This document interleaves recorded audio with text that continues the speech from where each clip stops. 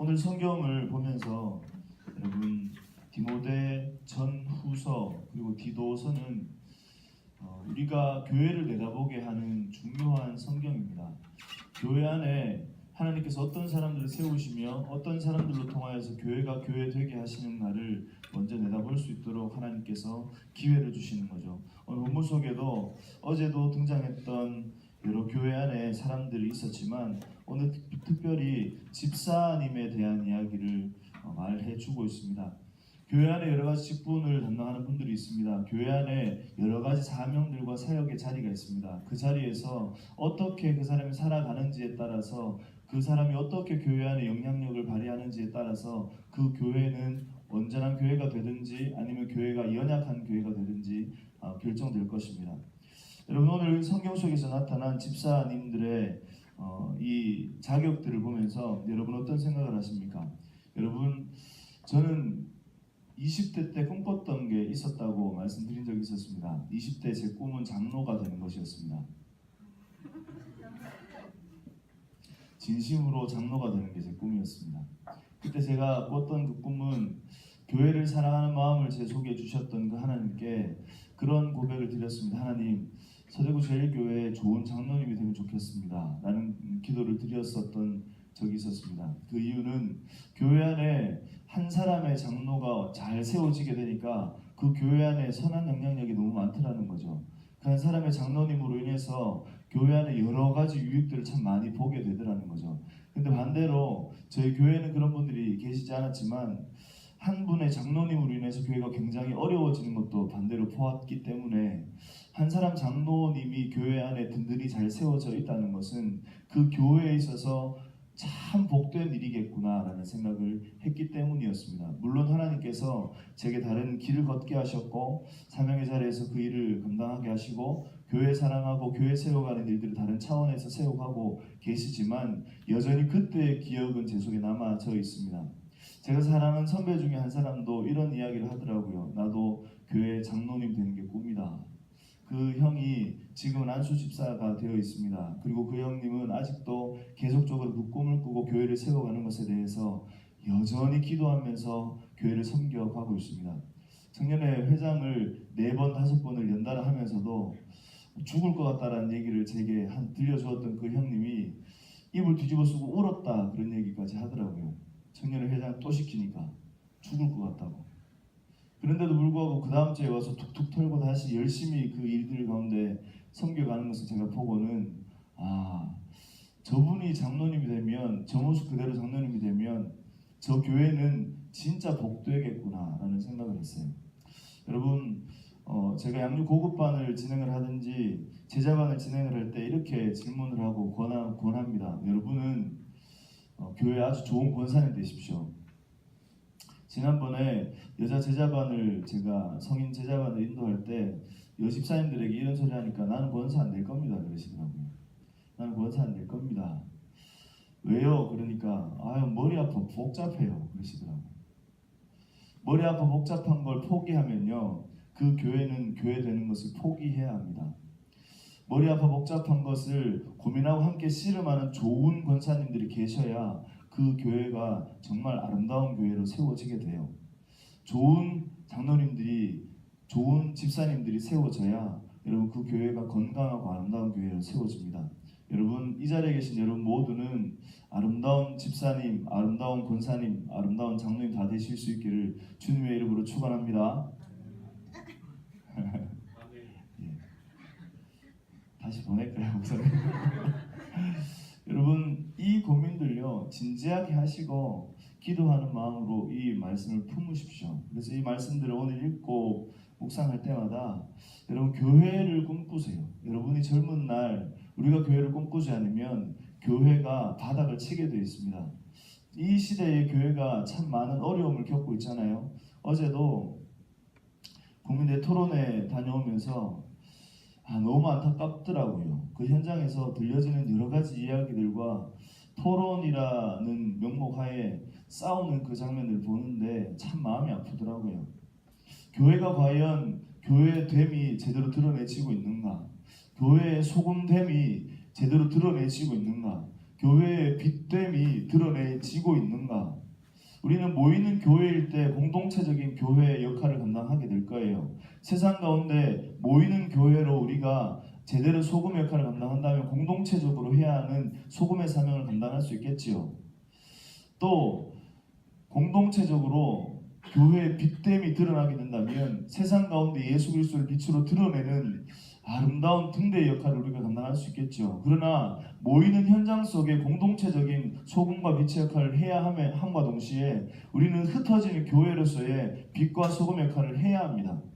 공동체적으로 이 자리에 와서 은혜를 받는 자리가 있다면, 하나님의 영광을 맛보고 경험하는 날이 있다면 여러분 이 자리에서 계속 머물러 있을 수 없지 않습니까? 세상 가운데 여러분 나가야 하는 거예요. 흩어진 교회로서의 삶을 살아가는 그 현장 속에서도 동일하게 우리는 소금이어야 하고 동일하게 우리는 빛이어야 해요. 우리가 소금이어야 하는 그 자리를 포기하면 세상 가운데 소금의 맛은 어디 간 데 없습니다. 세상 가운데 우리가 빛됨이 없다면, 빛을 포기한다면 세상에서 어둠을 밝힐 수 있는 빛은 없는 거예요. 여러분, 소금이 소금의 역할을 제대로 감당하려면 그 음식 속으로 들어가야 해요. 그 음식 속으로 들어갔을 때 그 소금이 보여지지 않겠죠. 드러나지 않을 겁니다. 그러나 소금이 있다는 것을 분명히 알고 그 맛이 있다는 것을 분명히 알 수 있는 것은 소금이 그 속으로 들어가게 되어서 그곳에 맛을 내게 되면 소금이 소금됨을 드러내는 거죠. 여러분, 빛이 빛으로 영향력을 발휘하려면 여러분 어디에 있어야 할까요? 빛이 빛됨으로 드러나려면 어둠 가운데 빛이 들어가야죠. 그래야 빛이 어둠을 밝힐 수 있잖아요. 세상 가운데 수많은 어둠 가운데 우리가 그것을 평가하고 잣대질할 것이 아니라 그 현장 가운데 빛으로 들어가야 우리가 빛됨이 드러나는 거죠. 그래야 우리의 사명이 사명으로 드러나는 겁니다. 교회 안에서는 우리가 잘 섬기는 가장일 수도 있겠고 일장일 수도 있겠고 그리고 우리가 섬기는 여러 부분에 사역을 담당하는 사람들일 수 있겠죠. 그러나 우리의 삶의 현장을 우리가 현장 속으로 들어갔을 때 우리가 소금이어야 하고 빛이어야 그들 가운데 소금과 빛의 역할을 감당하는 자리에 서고, 그러므로 세상을 하나님께서 기뻐하시는 거룩한 현장으로, 하나님께서 잃어버리신, 하나님께서 빼앗기신 세상 가운데 하나님의 사람을 되찾고 세상을 밝힐 수 있지 않겠습니까? 오늘 성경 속에 집사님이라는 그 단어 세 글자를 보고 제가 교회를 생각하는 마음을 다시 가졌으면, 더 많이 품었으면, 물론 우리 아포스토 청년들이 교회 사랑하는 마음이 참 많은 거 알고 있습니다. 그러나 그 교회 사랑하는 마음이 공동체적인 교회를 사랑하는 마음으로 머문다면 여러분, 우리는 어쩌면 세상 가운데 빛의 사명을 제대로 감당하지 못하는 삶을 살아가고 있는지 모릅니다. 소금의 역할을 감당하고 있지 못한 삶을 여전히 살아가고 있을지 모릅니다. 여러분, 최근에 부산 여중생 폭행 사건에 대해서 들어봤을 거예요. 인터넷에도 너무 떠들어서 이 사건에 대해서 사진도 보고 사진 피해자 그 아이를 바라보면서 눈살 찌푸리고 너무 안타깝게 여러분 그 장면들을 봤을 거예요. 아이를 두들겨 패서 거의 피투성이가 된 그 상태를 찍어서 보여주는 거예요. 그리고는 그 장면을 두고 이런저런 이야기를 하는 카톡의 내용을 보고 더 경악하는 겁니다. 근데 그 일이 있고 난 다음에 7월 달에 있었던 강릉 여중생 폭행 사건이 최근에 또 인터넷에 또 올라오더라고요. 아이 하나를 7시간 들고 팼답니다. 두들겨 패서 그 아이가 피투성이 된 거를 동영상으로 찍어가지고 그걸 돌려서 봤대요. 그 동영상으로 그 아이가 두들겨 맞고 있는 그 현장을 그 영상 통화로 찍어가지고 이렇게 되고 있다라는 걸 보여줬대요. 그 아이의 사진을 보고는 차 볼 수 없을 만큼의 아이를 두들겨 패놓은 걸 봐요.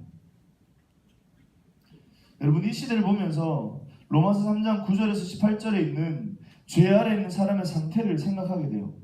그 성경 속에 이렇게 말합니다. 그들의 목구멍은 열린 무덤이요, 그 혀로는 속임을 일삼으며 그 입술에는 독사의 독이 있고 그 입에는 저주와 악독이 가득하고 그 말은 피 흘리는데 빠른지라 파멸과 고생이 그 길에 있어 평강의 길을 알지 못하고 그들의 눈앞에 하나님을 두려워함이 없느니라. 이 세상에 죄된 현상이 바로 이런 모습이라 합니다. 그런데 오늘 성경 속에 디모데 전서 3장 뒷부분에 가면 경건의 비밀을 얘기해요.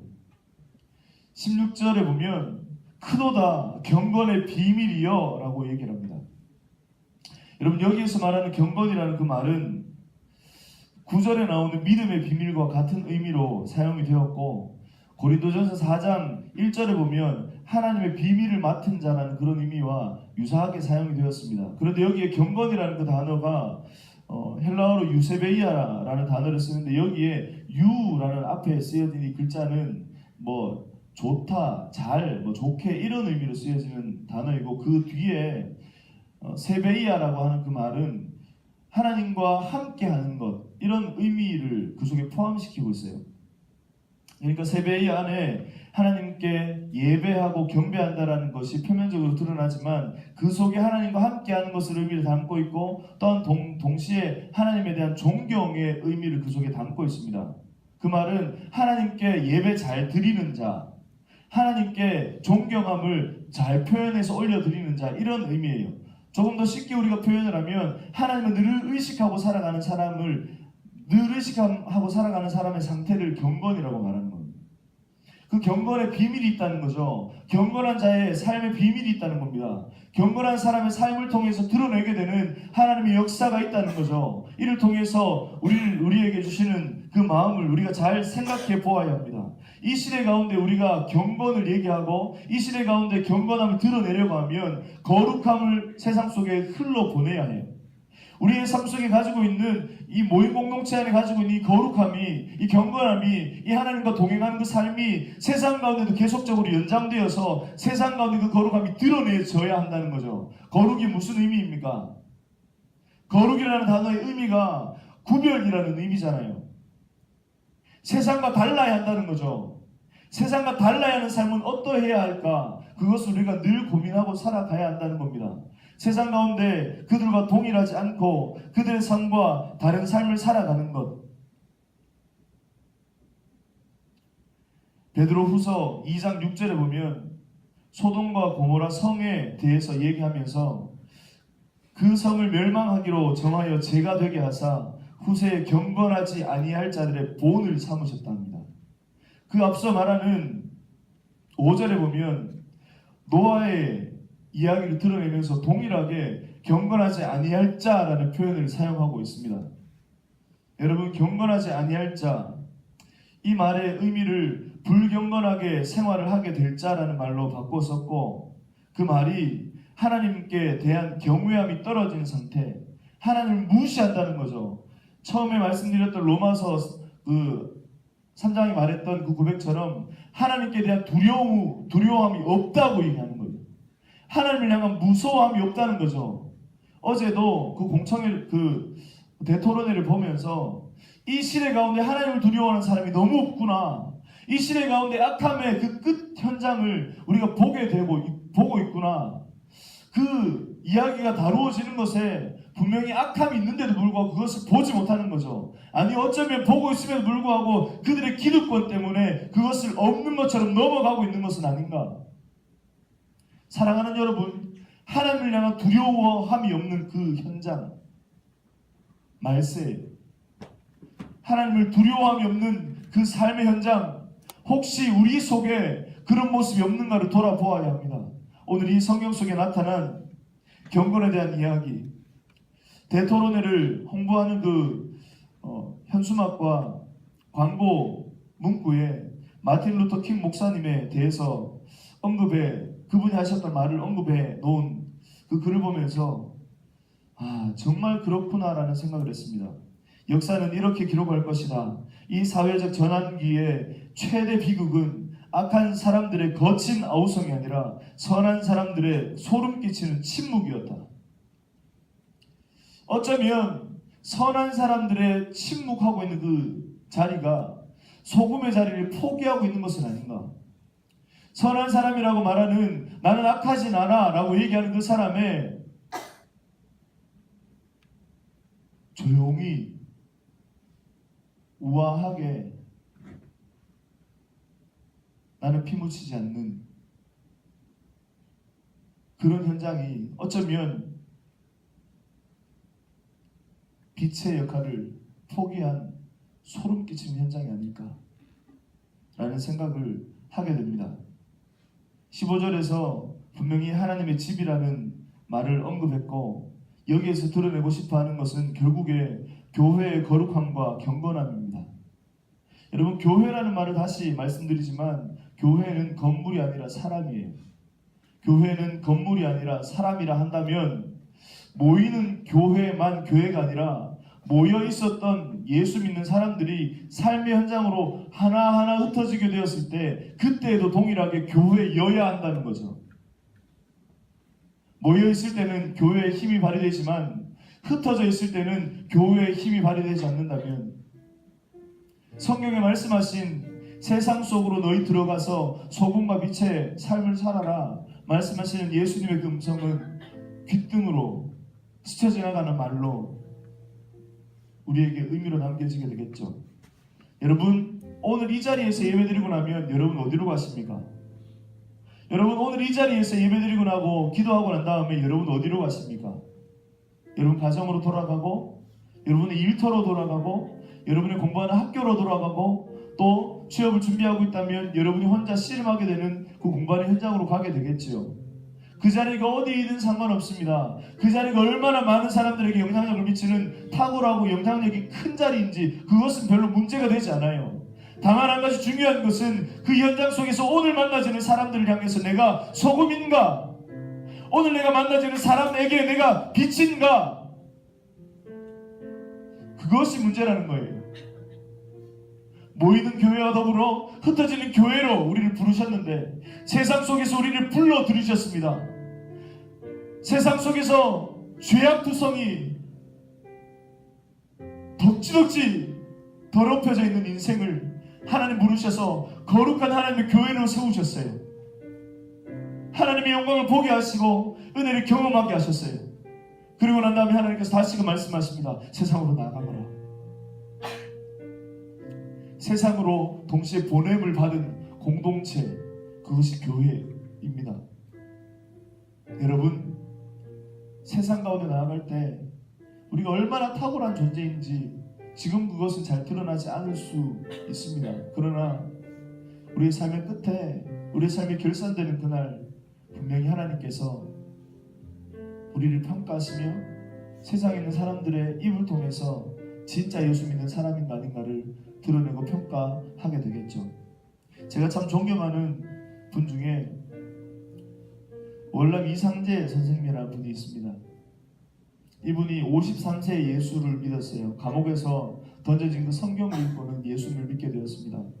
그 예수님을 믿고 난 다음에 내가 제대로 살아야겠구나 하고 예수 믿는 삶으로 정말 그렇게 살려고 애를 쓰고 발버둥을 치고 살았어요.